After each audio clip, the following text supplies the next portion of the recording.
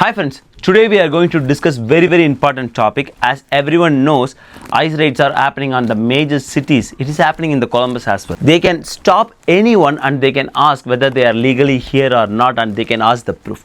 So what you should do if they stop you? That is the questions coming under our community. So today we are going to discuss with all our question with our attorney Henry. He is from Manifest Law, and Manifest Law is providing free consultation. So if you have any questions about your stay or the IC rates, about your visa queries, about your visa extension, just you can use the free consultation and schedule an appointment with them. It's totally free. Here we have our attorney Henry from Manifest Law. Hi Henry, vanakkam. Vanakkam, Pongal Vartikal. Thanks Henry. எப்படி இருக்கீங்க? நல்லா இருக்கேன் Henry. நீங்க எப்படி இருக்கீங்க? Yeah, good, thanks. Pongal is the biggest festival in India. It's celebrated across India under different names. In Tamil Nadu and Kerala, they are celebrating the name Pongal.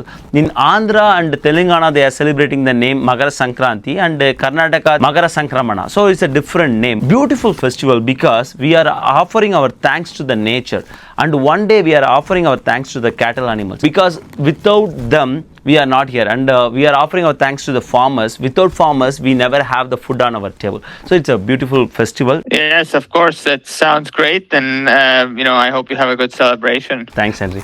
So we have so many questions regarding ICE, as we are seeing on the social medias and TV channels, and we are seeing on our streets. Because recently I have seen so many ICE officers in the Columbus area. It's not a surprising thing. In any cities we are seeing the ICE officers. So my question is, if ICE officers come to anyone, whether the person is like a legal visa holders or green card holders or citizen, what the person should do? Okay, those are good questions. The first very important thing for people to know is that the U.S. Constitution gives people certain rights, and those rights are for everybody regardless of whether they're a citizen or not, right? So, for example, if you have an ICE officer knocking on your door and this is your home, then just because they are an ICE officer does not mean that they can come inside or do whatever they want. They can knock on the door.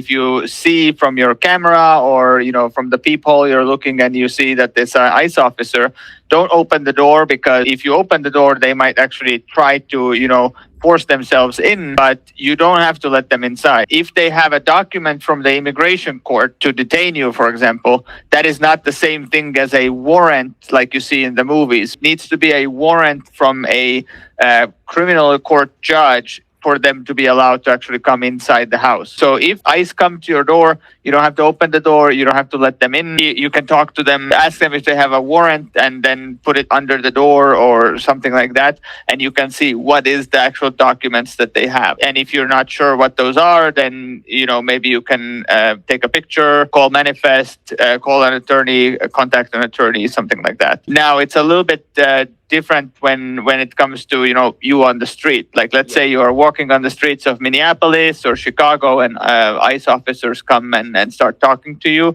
Just because they talk to you does not mean that you have to answer their questions. You can be silent, right? It's okay for you to not say anything. Now, if you do have a visa, green card, EAD card, I think it's okay for you to just show it to them, because it makes it more likely that they will just let you go and not start following you or not start asking more questions. But if you are not sure, or if you don't have the documents with you at the time, it's fine for you to just keep walking. Or if they are getting in your way, you just ask, am I free to go? Am I free to leave? And they can't really just keep you, and they cannot force you to answer their questions. So if they say, where were you born? Or are you here legally? You don't have to answer those questions. You can just say, I will be silent until I talk to an attorney. Yeah, it's a great advice, because everyone should understand the rights what America has given to them.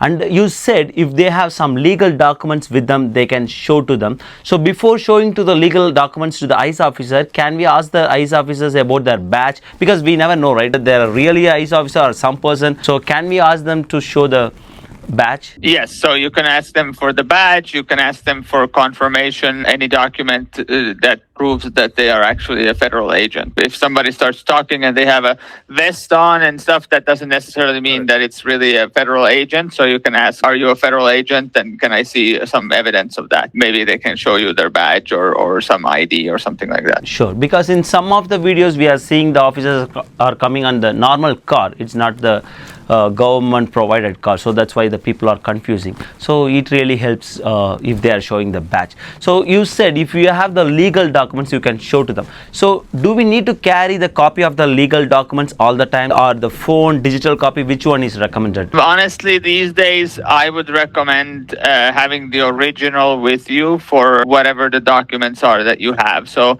for example, if you are a permanent resident, I think you should have your green card in your wallet with you, and that would be the best thing you can show anybody, that you're a permanent resident and you're here legally. If you are here on a work visa, such as an H-1B, having that original approval notice that has the I-94 attached to it, that would be the thing that I would like to keep with me. So that means either in your jacket pocket or in your wallet somewhere. You just fold it and keep it with you. If you didn't do a change of status, then you might have to just print the I-94 from the CBP website, and there's no original because it's from a digital file anyway. But something like that to have it with you would be a good idea. Cards are fine, so because all the times whether it's a driver license or real ID or the green card, we are keeping on the wallet. When you say the I-797 originals, if they lost the original, there is so many processes involved in it, right? So because it's not the card where we can put on the wallet and all the time with us wherever we go, but here is a different, right? So do they need always carry the I-797 documents for H-1Bs? So, I mean, if you're worried about losing the original, then at least have a copy with you, right? Because there are some stories in the news where people get detained by ICE and put into a detention center, and sometimes it takes days or even weeks before they get out of the detention center just because they didn't have evidence of their legal status. There's people who are either U.S. citizens, right, naturalized citizens, or green card holders who just get put into a detention center by ICE because ICE thinks that you are a legal alien or maybe out of status and you should be deported. And if you don't have any documents with you, who knows how long it will take for you to make a call, get somebody else to show up with the documents, to get you out of there, these kind of things. So it will just make life easier if you have at least something with you that you can show that you are in a lawful status, you're not here illegally. Yeah, that is a great recommendation, Hendrisa. Yeah, definitely everyone should have that copy of the original documents with them, definitely. So no need to carry the passport also, because a lot of people are saying like just carry your passport, and because passport is more sensitive thing, so to carry all the places with us. I think if you have a copy of, let's say, the USCIS 797, and then you have your state driver license or state ID with your name on it, that's sufficient, right? Because yes, a passport is more sensitive. If you lose it, it might be difficult. I don't know how it is right now with Indian Consulate General, but I know from some other countries, people have told me that I cannot even get a passport unless I leave the country. And then, traveling for the passport renewal is going to be a big mess and risky as well. So maybe you just want to keep the passport at home, and I understand that. But you usually need to have a state ID or driver license with you all the time anyway, and the name will be the same. So that's sufficient with the 797. It makes sense, Henry. So I have one more question. Say people are applying the extensions, if their I-94 already expired, so they can still 240 days rule is there for H-1B, can continue their work and they can stay here legally. So during that time, whether the receipt is enough to show to the ICE officer and saying like they are legally here? Yes. So in that case, I would carry the previous I-94 or previous 797, and then the receipt notice 797 to show that there is currently a case pending. It's not really, legally speaking, considered evidence that you are in status because technically the case might already be denied when you have just the receipt, but it's the only thing you have, right? At that point, you don't really have anything else, so that's the only evidence you could provide. So you start the discussion with the ICE officer may come to the home. So it's really happening whether the ICE officer may come to the home and knock the door? It does happen, but it's very rare. The reason for that is that when they are doing these bigger raids, they're trying to go to places where they just know that there's a higher chance of seeing people who are out of status and who are, targets for deportation. They wouldn't come to anybody's home unless they have a specific reason, and that means they have to have